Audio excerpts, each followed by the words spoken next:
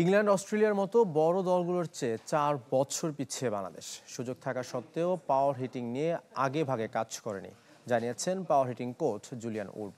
Head coach Phil সিমন্সের পরামর্শে ইংলিশম্যানকে এশিয়া কাপের ক্যাম্পে যোগ করেছে বিসিবি।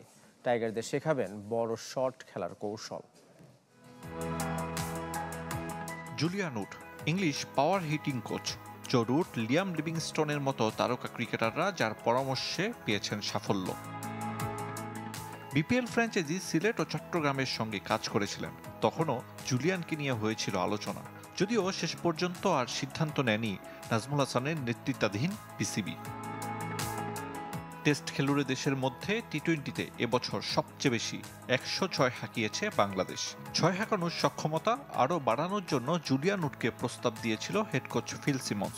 বিসিবিও আপত্তি জানায়নি। এশিয়া কাপের আগে টাইগারদের স্কিল ক্যাম্পে যোগ দেবেন আইপিএল, পিএসএল এ কাজ করা এই কোচ। আমি বেশ রোমাঞ্চিত। ফিল সিমন্স প্রস্তাব দেয় রাজি হয়েছি। ইংল্যান্ড, অস্ট্রেলিয়ার মতো দলগুলো আরও 4 বছর আগে পাওয়ার হিটিং নিয়ে কাজ করেছে। ওদের চেয়ে বাংলাদেশ অনেক পিছিয়ে। যাই হোক, উন্নতির জন্য নতুন পথ চলা শুরু হলো। বর্তমানে লঙ্কানদের নিয়ে ব্যস্ত সময় কাটছে। শ্রীলঙ্কা ও পাকিস্তান সিরিজ চলাকালীন বাংলাদেশের ক্রিকেটারদের উপর নজর রেখেছিলেন এই ইংলিশম্যান। তার মতে পাওয়ার হিটিং শুধু শারীরিক নয়, ব্যাপারটা মানসিকতারও। পারভেজ ইমন, তানজিদ তামিমদের দেখেছি, ওরা প্রতিভাবান।